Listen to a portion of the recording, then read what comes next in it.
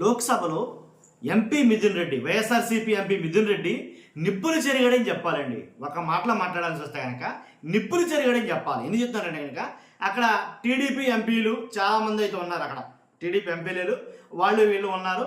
కానీ ఎవరూ కూడా వైసీపీ ఎంపీ మిథున్ రెడ్డి మాట్లాడిన మాటలకి ఒక్కరు కూడా సమాధానం చెప్పలేకపోయారు. అలాంటి బలమైన స్ట్రాంగ్ కౌంటర్లు అయితే కనుక ఇవ్వగలిగాడు. మనం మామూలు కాదు, నేను చెప్పానుగా సింగిల్ స్టేట్మెంట్ నిప్పులు జరిగాడని. కాబట్టి జగన్ గారి ఆలోచనలు ఏవైతే ఉన్నాయో అక్కడ లోక్సభలో అయితే కనుక వినిపించడం జరిగింది.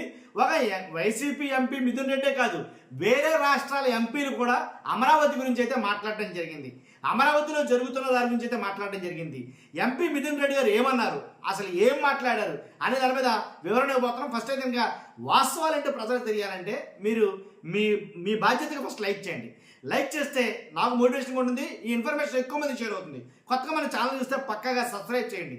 మీ అమూల్యమైన అభిప్రాయాన్ని కామెంట్ రూపంలో తెలియజేయండి. అసలు ఏం మాట్లాడారంటే టూకీగా 2-3 పాయింట్లు చెప్తాను నేను. ఎంపీ మిథున్ రెడ్డి గారు ఏం మాట్లాడారంటే కనుక, ఒకటి అమరావతి బిల్లుపై చర్చలో మంచి పాయింట్లు లేవెత్తారు. కానీ వాటిలో 1-2 ఏంటంటే రైతులకు ఎప్పుడు ప్లాట్లు కేటాయిస్తారు.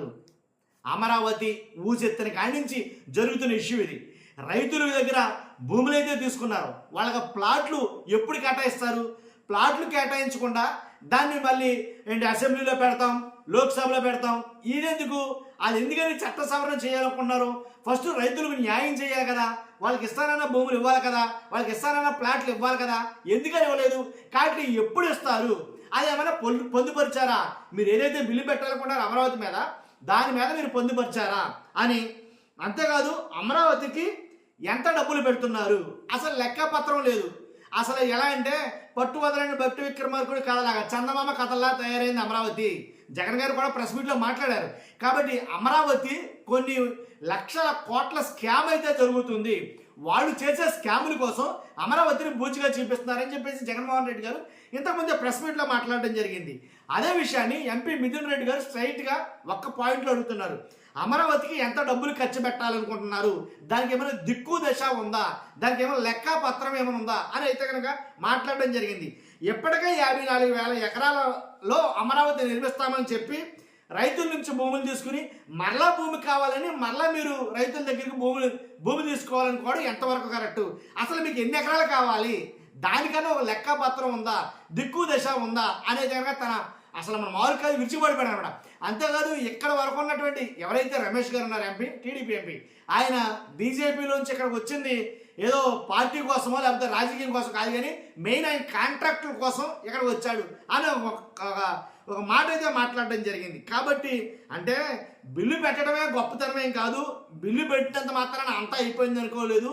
బిల్లులో పొందుపరచాల్సిన అంశాలు ఏమేమి ఉన్నాయో కనీసం అవన్నీ పొందుపరచాలి కదా.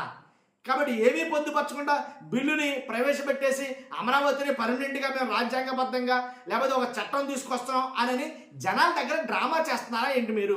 ఎందుకు వచ్చిన డ్రామా అది? కాబట్టి జనాలను మభ్య పెట్టడానికి డైవర్ట్ చేస్తున్నారు. ఇప్పుడు మీరు బిల్లు పెట్టారు, మళ్ళీ అదే అసెంబ్లీలో లేదా మళ్ళీ అదే లోక్సభలో మళ్ళా పార్టీ మారిన తర్వాత మళ్ళీ బిల్లు పెట్టి దాన్ని రద్దు చేయకూడదా? సింపుల్గా ఒకటే మాట, మీరు బిల్లు పెట్టినంత మాత్రాన అది స్టాండర్డ్గా పరిపూర్ణంగా నిలబడిపోద్దా అలాగా అని కొన్ని వ్యాఖ్యలు అయితే చేయడం జరిగింది. కాబట్టి కొన్ని కోట్ల రూపాయల ప్రజాధనం లూటీ చేస్తున్నారు అనేది ఆయన మాట్లాడడం జరిగింది. కాబట్టి ఈ బిల్లు పైన మేము వాకౌట్ చేస్తాం, ఈ బిల్లుని మేము ఒప్పుకోవట్లా, తిరస్కరిస్తున్నాం. కాబట్టి వాస్తవంగా మాట్లాడుకోవాలంటే న్యూఢిల్లీలోనే పర్ స్క్వేర్ ఫీట్ వచ్చి 4,000 రూపాయలు ఉంటాయి న్యూఢిల్లీలో. అలాంటిది అమరావతిలో 12,000 రూపాయలు స్క్వేర్ ఫీట్ తప్పున ప్రజాధనాన్ని లూటీ చేస్తారు. అంటే ఇంచుమించుగా 8,000 రూపాయలు చొప్పున కొన్ని కోట్ల రూపాయల ప్రజాధనాన్ని లూటీ చేయడానికి పన్నాగం పన్నారు, కుట్ర పన్నుతున్నారు అనేది మాట్లాడడం జరిగింది. అలా 1-2 కాదు చాలా వ్యాఖ్యలు చేశారైనా. నిజంగా సింగిల్ స్టేట్మెంట్ నిప్పులు జరిగాడని చెప్పాలి. కానీ మీ అభిప్రాయం ఏంటి దీనిపైన కామెంట్ రూపంలో తెలియజేయండి. ఫస్ట్ అయితే లైక్ చేయండి. Thank you very much.